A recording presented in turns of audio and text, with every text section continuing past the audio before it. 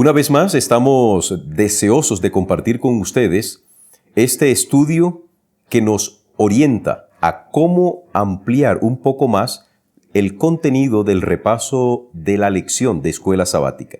El título de este estudio es La victoria de Cristo sobre la muerte. Como es habitual, es menester siempre que pensemos que solo el Espíritu Santo nos puede guiar a la comprensión adecuada de este importante tema. Vamos a orar.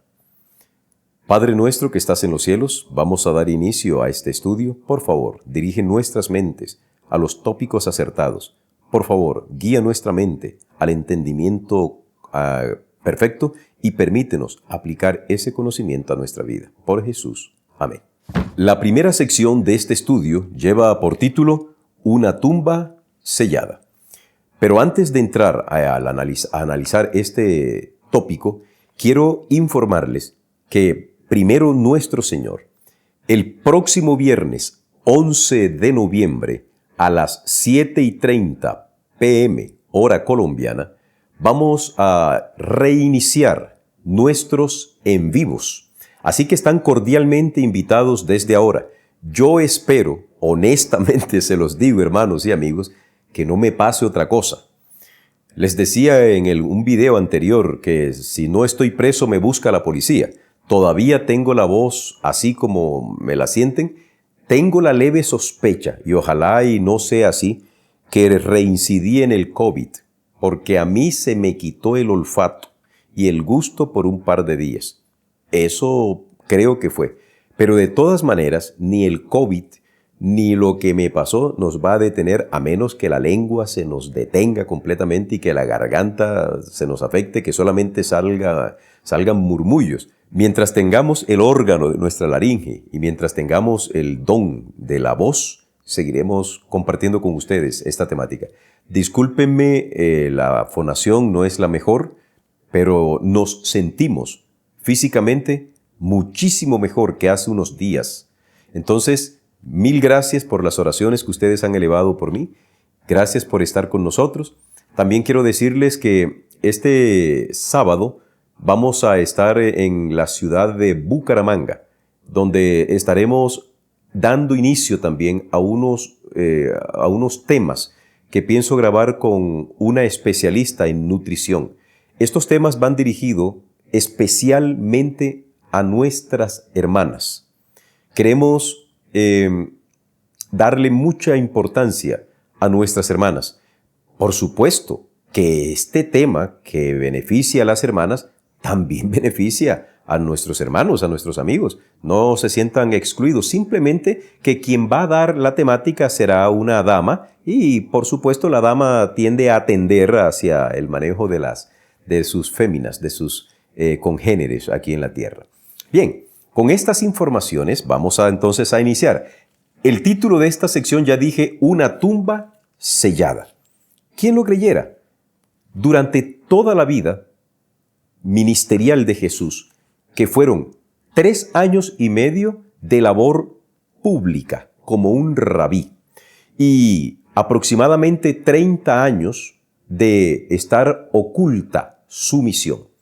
Cuando Cristo tuvo 30 años aproximadamente, Él da inicio formal a su ministerio aquí en la tierra. Ustedes ya tienen bastante información porque la Biblia, en los Evangelios, da cuenta de ese inicio poderoso que Cristo tuvo. Da cuenta también de cuántas personas comenzaron a seguirlo a Él. Los Evangelios dicen cuál fue la obra que Cristo realizó. Nos narran las enseñanzas, pero también nos dicen cuál fue la actitud que Cristo asumió frente a este desafío que la encarnación le había traído sobre su vida. Aparentemente, el ministerio de Jesús aquí en la tierra, si lo vemos desde una óptica meramente política o meramente utilitarista, fue un verdadero fracaso. Solamente 12 hombres, y de los 12, uno, que resultó ser un verdadero fiasco, lo siguieron. No se documenta que nadie más lo siguió de manera pública y de manera directa, Sí, los evangelios dicen que había personas que creían en él, pero no lo hacían abiertamente por temor a las represalias que se pudiesen tomar en contra de ellos por parte de los partidos políticos y sobre todo de las facciones religiosas presentes en esa época, como los fariseos, los saduceos, los escribas y otros grupos que dominaban el escenario político-religioso de Israel. Entonces, pareciera ser que cuando Cristo muere en la cruz, Satanás se había salido con la suya. Intentó el enemigo común de nosotros y especialmente el archienemigo de Jesús silenciar por siempre al dador de la vida. Intentó hacer lo que él podía en su esfera de poder e intentó usar al elemento humano en su esfera de poder para impedir que Jesús resucitara. Sellaron la tumba, pusieron guardias. El mismo Satanás comisionó ángeles malignos para que estuviesen alrededor de la tumba, para impedir cualquier cosa. Si por Satanás hubiese sido, Jesús se hubiese quedado en esa tumba para siempre. Y ese hubiese sido su éxito más sonado, porque había matado, le había quitado la vida al mismísimo comandante de las huestes angelicales, el odiado Miguel, el odiado Hijo de Dios, odiado por él, por supuesto. Pero queridos, la historia no terminó aquí. Si Satanás pensaba que se iba a salir con la suya, él sabía que quien había muerto tenía el poder inherente en sí mismo para poner la vida, porque es que Dios no muere. Aquí estamos frente a una situación problemática. En unos videos anteriores, cuando estuvimos compartiendo con nuestros hermanos y con la familia BioChannel, que ustedes pueden también remitirse tranquilamente para mirar los videos que allá se han emitido y que se seguirán emitiendo en nuestro canal hermano BioChannel, allá explicábamos en una de las lecciones anteriores que Jesús es el único ser en todo el universo que posee en su propio cuerpo, en un mismo cuerpo, dos naturalezas antagónicas, a saber, la naturaleza divina y la naturaleza humana, y que de manera misteriosa estas dos naturalezas se unieron de manera indisoluble, de tal forma que ese ser que recibió en vida terráquea el nombre de Jesús es el único ser en todo el universo que tiene en su naturaleza, en su cuerpo, dos naturalezas. No hay nadie más. Por eso, cuando Cristo muere en la cruz, hay quienes se preguntan, ¿y qué pasó con la naturaleza divina? Si Dios no puede morir, ¿qué pasó entonces con la parte divina de Jesús al momento de morir? Esto forma parte, mi querido, de ese misterio de la encarnación. No te devanes los sesos ahora tratando de entender qué pasó allí. A ti no te importa tanto el qué pasó en la naturaleza de Jesús como lo que sucedió en beneficio tuyo y en mi beneficio. Eso es lo que realmente a nosotros nos debe interesar, que la eternidad, si es que llegamos a desear entrar a ese estado beatífico, que la eternidad se encargue de explicarnos a nosotros qué fue lo que ocurrió allá en la cruz. ¿Hubo acaso una escisión de la naturaleza? No lo sabemos. Hoy alabo el nombre de Dios, porque a través de la muerte de Jesús yo pude obtener el perdón de mis pecados. Pero, como hemos dicho, aparentemente la tumba quedó sellada. Pero vamos a seguir. La segunda parte del estudio lleva por título "Ha resucitado". En varias ocasiones, Jesús les dijo a sus discípulos, y para ser más preciso, en 3 ocasiones, que Él debía morir, pero que resucitaría al tercer día.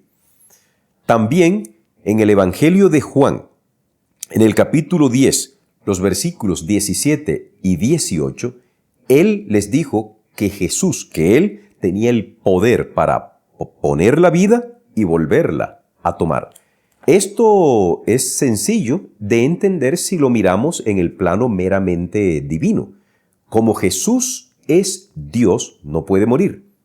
Pero como Jesús no solamente es completa y absolutamente Dios o divino, sino que ahora también es completa y absolutamente humano, una de las dos partes debía morir. Y la otra parte la levantaría. Esto no es fácil de entender. Esto no es fácil de entender, porque estoy frente a un misterio. Pero intentaré explicarlo de la mejor manera así. Cuando la segunda persona de la deidad, por voluntad propia, en los concilios celestiales, tomó la decisión de venir y encarnarse para salvar al ser humano, los otros dos seres de la deidad estuvieron de acuerdo, pero no se iban a quedar maniatados.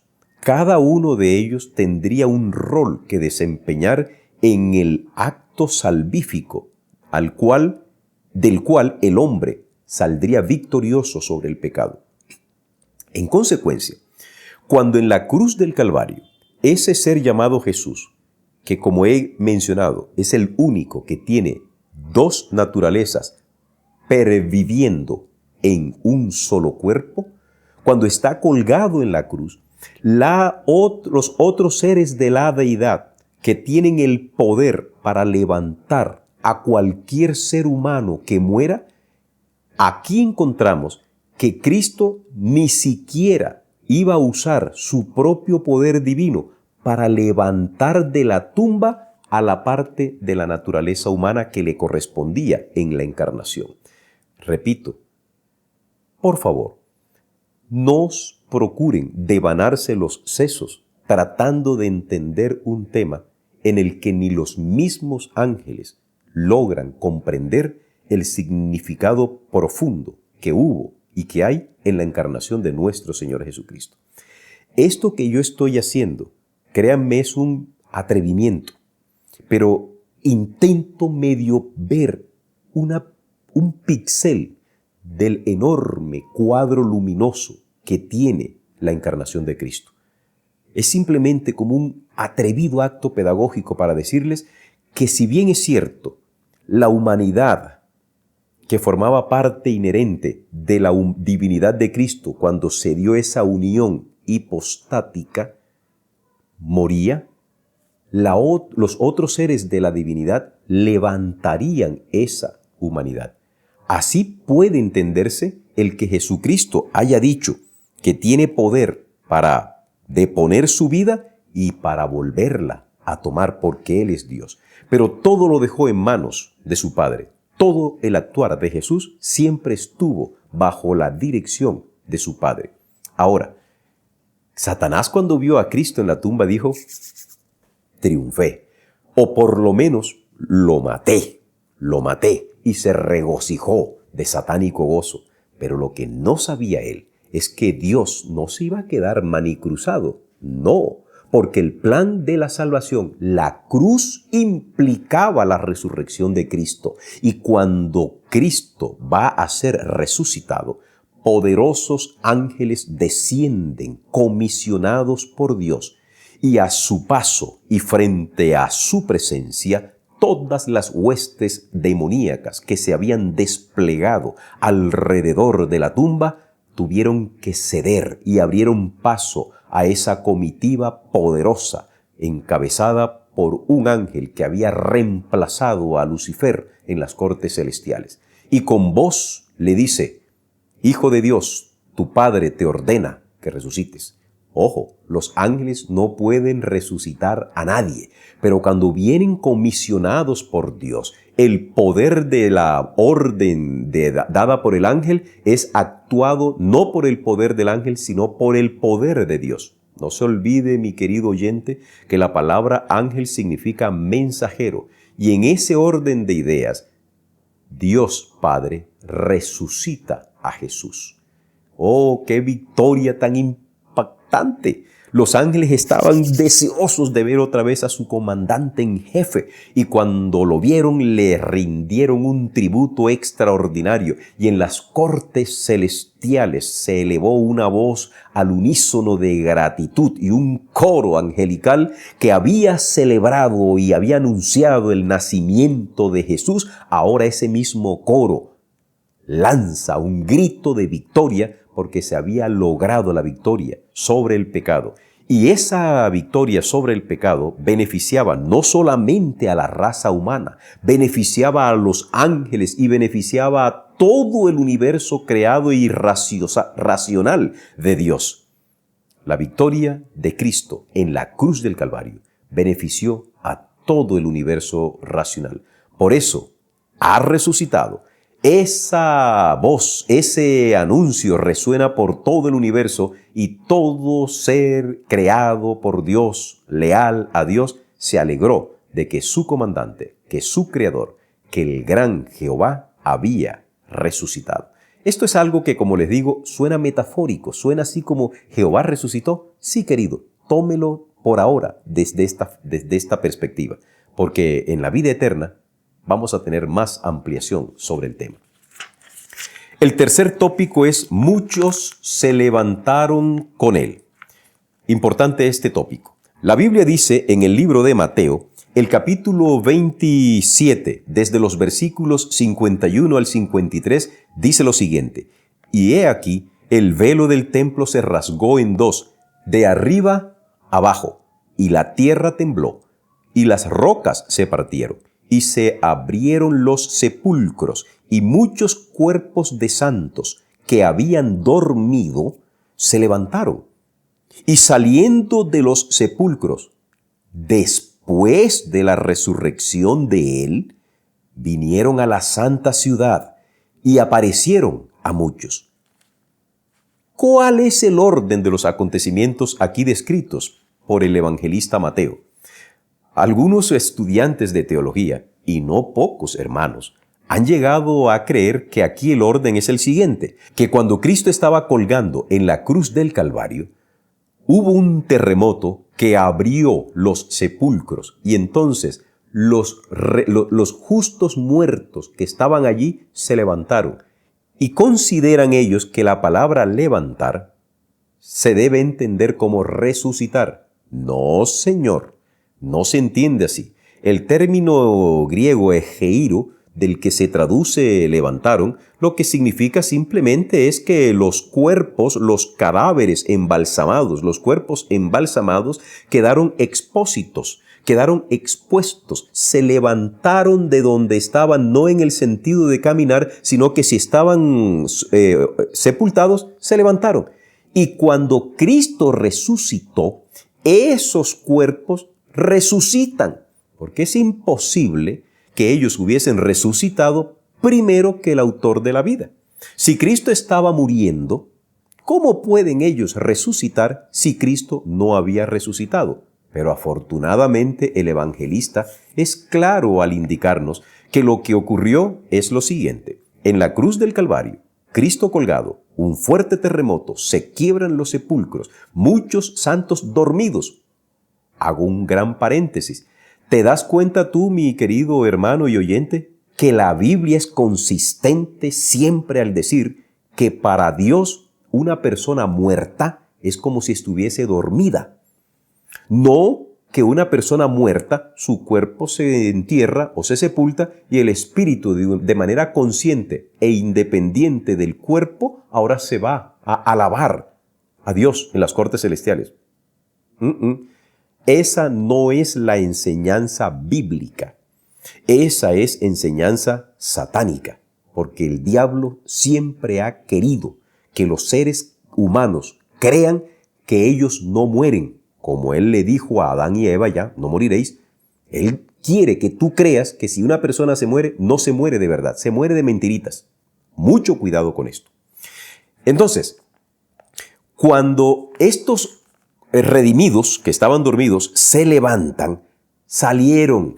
Después que Cristo resucitó, acuérdense ustedes que cuando Cristo resucita, Él no hace acto de presencia inmediatamente en la sociedad jerosolomitana de su época. La Biblia describe que cuando Él resucita, el primer ser humano que es testigo de su resurrección es María Magdalena, quien había ido al sepulcro para buscar a su maestro. Y en ese momento Cristo se le aparece. María está llorando, tiene lágrimas en los ojos y ve el cuerpo de Cristo, lo ve como un bulto, le pregunta, creyendo que es el hortelano o el sepulturero: Señor, ¿dónde lo pusiste? Yo quiero ver dónde está para llevármelo. Y de repente esa voz amable, cálida, amorosa de Jesús, esa voz que tantas veces María había oído, 7 veces la había oído en su oído para expulsar los demonios. Esa voz fue reconocida inmediatamente por María Magdalena, y trata de abrazar a Jesús, pero Jesús le dice: detente, aún no he subido a mi Padre. En ese momento Jesús le dice: ve y dile a tus amigos, a tus discípulos, dile a mis muchachos, entre comillas, digo yo esto, ha resucitado. Voy a mi Padre y a vuestro Padre, a mi Dios y a vuestro Dios. Y en ese momento Jesús asciende al cielo para recibir de parte de Dios la corroboración de que su sacrificio había hecho absoluta mediación y había hecho la expiación por el pecado de los seres humanos. Todavía Cristo no ha hecho su aparición pública en la sociedad de Jerusalén. Ya expresé la sociedad jerosolomitana. Son ahora los discípulos los que van a ser testigos, porque Cristo, una vez que asciende al Padre, más o menos cayendo la tarde del día primero, Jesús se les aparece a sus discípulos que estaban apurados, que estaban miedosos, y con ellos se queda allí, se les aparece. Es cuando ocurre el célebre fenómeno de Tomás, que les dice: hasta que yo no lo vea con mis propios ojos y meta mi mano en su herida, yo no voy a creer. Pero después Cristo aparece. Y no solamente aparece Cristo, aparecen esos resucitados, hombres y mujeres de distintas épocas, hombres y mujeres que los que vivieron en los tiempos de Noé eran muy parecidos a los ángeles, de un continente impresionante, de una estatura muy elevada y por supuesto de una cara, de unos trayectos, como recordaría a una señora que utilizaba ese término para referirse al biotipo del ser humano. Era muy diferente. Nadie podía negar que esos seres habían resucitado. Y nadie pudo negar tampoco que Cristo había resucitado. Por eso, muchos se levantaron con él y dieron testimonio de que efectivamente la resurrección había ocurrido.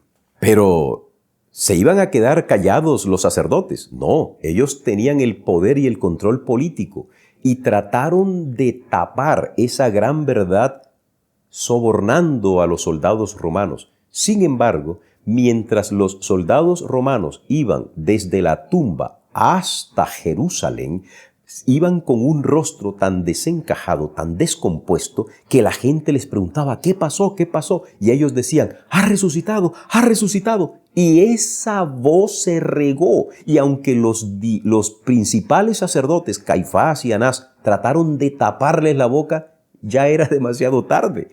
Los mismos soldados habían anunciado a voz en cuello, por el susto que tenían y la tembladera que les quedó cuando vieron a Cristo resucitado, que Cristo había resucitado. Ellos mismos fueron los encargados, los soldados paganos, que no eran judíos. Fueron los primeros en ver la realidad y fueron los primeros en atestiguar que Cristo había resucitado. ¿No te parece esto maravilloso? Bueno, pero si esto es maravilloso, más maravilloso es lo que sigue a continuación en la sección número 4, que significa testigos del Cristo crucificado. Ahora, ya tenemos a los soldados romanos que han hecho un tremendo escándalo y a los sacerdotes tratando de callarlos. Pero ¿quiénes fueron testigos? Fueron muchas las personas. En Juan capítulo 20, versículo 11 al 29, leemos lo siguiente. Pero María Magdalena estaba llorando fuera del sepulcro. Mientras lloraba, se inclinó para mirar dentro del sepulcro y vio a 2 ángeles con vestiduras blancas que estaban sentados, el uno a la cabecera y el otro a los pies, donde había sido puesto el cuerpo de Jesús. Y ellos le dijeron: Mujer, ¿por qué lloras? Les dijo, porque se han llevado a mi Señor y no sé dónde le han puesto. Habiendo dicho esto, se volvió hacia atrás y vio a Jesús de pie, pero no se daba cuenta de que era Jesús. Jesús le dijo, mujer, ¿por qué lloras? ¿A quién buscas? Ella, pensando que él era el jardinero, le dijo, Señor, si tú lo has llevado, dime dónde lo has puesto y yo lo llevaré.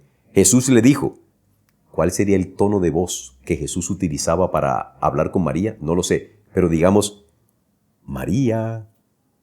Y ella, cuando oyó esa voz, reaccionó inmediatamente. Este pasaje es maravilloso y usted lo puede seguir leyendo allí. Lo que sí sabemos es que estos ángeles estaban custodiando una tumba vacía, pero no la estaban custodiando simplemente para que no se llevaran los lienzos. Ellos sabían que sus discípulos iban a ir allá, que los discípulos de Jesús iban a la tumba y los estuvieron esperando para decirles, señores, ¿ustedes qué hacen aquí? ¿Ustedes no se acuerdan que Él les dijo que al tercer día resucitaría? Bueno, hoy es el tercer día. Aquí no está. Ya resucitó. ¿Y qué están viendo ustedes? ¿Están viendo a un ser humano normal? ¿Están viendo a un soldado romano? ¿Están viendo por casualidad a un astronauta? No, están viendo a un ángel. Y los ángeles no mentimos. Así que lo que nosotros les estamos diciendo, crean lo que así es porque Él ha resucitado. Vayan y díganle a los demás. ¿Cuántos testigos tuvo Jesús de su resurrección? Muchos. Pablo dice que Jesús se les apareció a cerca de 500 personas, como es descrito en 1 Corintios. Cerca de 500 personas a Cristo se les presentó. En esos 40 días que Cristo estuvo aquí en la tierra, muchos fueron testigos de su resurrección. Incluso Jesús se paseaba por Jerusalén y los que lo veían decían, pero este no fue el que colgaron en la cruz. Y ustedes saben la comidilla que en un pueblo pequeño se genera con este tipo de noticias. Y Jesús nada decía. ¿Pero qué fue lo que había pasado? Es que Cristo había resucitado, pero con un cuerpo humano glorioso. Él tenía las cicatrices, tenía todas las señales de la tortura a la que había sido sometido. Pero la gente que había presenciado ese espectáculo dantesco de la crucifixión y de esa subida en la empinada cuesta al Gólgota, ellos se acordaban que Jesús iba llevando en su espalda el madero pesado en el cual sería crucificado, y ahora se sorprenden al ver que ese mismo que habían crucificado y que habían matado, ahora está caminando suelto y tranquilo. ¿Qué pasaba con los sacerdotes? ¿Saben que la Biblia no dice nada sobre el particular? Pero no tenemos que tener 4 dedos de frente para imaginarnos que el informe que los soldados romanos le llevaron a los sacerdotes fue lo suficientemente contundente para quitarles la paz de allí en adelante hasta su propia muerte. El propio Pilato, quien por cobardía y por defender sus intereses no fue capaz de manifestarse como un dirigente realmente justo, ese hombre que se había lavado las manos miserablemente terminó su vida tiempo después. Y uno por uno de estos actores que estuvieron presentes en esta encerrona que le hicieron a Jesús, también pagaron con sus vidas. Ahora, ¿eres tú testigo de la resurrección de Jesús? Ojalá, pero no tanto por lo presencial, sino porque tú puedas decir a viva voz, mi Señor ha resucitado. Yo creo en la resurrección. Y la última sección, la 5ª sección del estudio, lleva por título Primicias de los que durmieron. ¿Qué significa esto de la palabra primicias? Bueno, esto evoca una antigua práctica israelita en cuanto a agricultura se refiere. Y también forma parte de una de las festividades que los israelitas hacían durante la estadía del santuario en el desierto y después cuando el templo de Salomón es edificado de manera definitiva en Jerusalén. ¿Qué son las primicias? Solamente quienes tenemos, y digo tenemos porque tengo nociones de esto, podemos entender un poquito lo que significa las primicias. Cuando un cultivo de trigo, de cebada y en el caso particular de arroz ya está próximo a madurar, hay ciertas secciones del cultivo que maduran primero que otras. A esas se les llaman las primicias. Cristo Jesús, nuestro Señor, es las primicias de todos los resucitados. Algunos se preguntarán, ¿pero es que acaso no resucitó Moisés primero que él? No, Moisés no resucitó por su propio poder. ¿Acaso Lázaro no resucitó? Lázaro no resucitó por su propio poder. El hijo de la viuda de Naín y todas las otras resurrecciones que ustedes ya tienen bien definidas en el texto del folleto de la lección, todos estos bajaron a la tumba posteriormente. Pero el único, la primera, la primicia, el primer ser que va a resucitar con poder inherente de Dios es Jesús. Por eso se sabe de que si Él resucitó con cuerpo glorioso, y si a Él el Padre lo trajo a la existencia, lo resucitó, lo mismo ocurrirá con quienes mueran en Cristo Jesús. Cristo los resucitará. Pero a diferencia de Jesús, mientras el cuerpo glorificado, mientras el cuerpo humano glorificado de Jesús llevará por siempre las marcas de los clavos, yo no sé si en las palmas de las manos o aquí, eso me tiene sin cuidado. Y tampoco creo que sea motivo ahora para generar otra discusión estéril que dónde fueron los clavos. Si fue aquí, lo clavaron.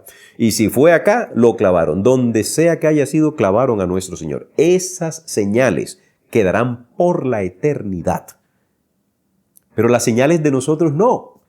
Si yo, por ejemplo, miren, ustedes ven este dedo mío de mi mano derecha, yo tengo que esperar la resurrección o la regeneración porque está chueco. Ustedes me han visto que yo digo bendiciones, pero este dedo no se me cierra por un accidente que tuve. Bueno, cuando Cristo vuelva, si yo estoy muerto en Cristo, este dedo estará derechito y otra vez funcional. Y si estoy vivo, Cristo me regenerará y mi cuerpo será transformado. Esa es la bendición que nosotros tenemos. Esa es la bienaventurada esperanza, porque Cristo se constituyó en las primicias de los que durmieron. Eso vuelve a decirlo el apóstol Pablo. Primicias de los que durmieron. Y aquí dormir significa muerte. Otra vez, la Biblia es consistente. Para Dios, el que se muere es como el que está dormido. Y tú, que alguna vez has estado dormido, entiendes perfectamente qué significa esto del estado de los muertos. La persona que se muere no queda consciente. La persona que se muere queda completamente inconsciente y solamente a la espera de que su Padre Celestial le devuelva la vida. Dios te bendiga. Dios te ayude a entender este estudio maravilloso de la palabra de Dios. Y hoy, como siempre te digo a ti, Jehová te bendiga y te guarde. Jehová haga resplandecer su rostro sobre ti y tenga de ti misericordia. Jehová alce sobre ti su rostro y ponga en ti paz. Bendiciones.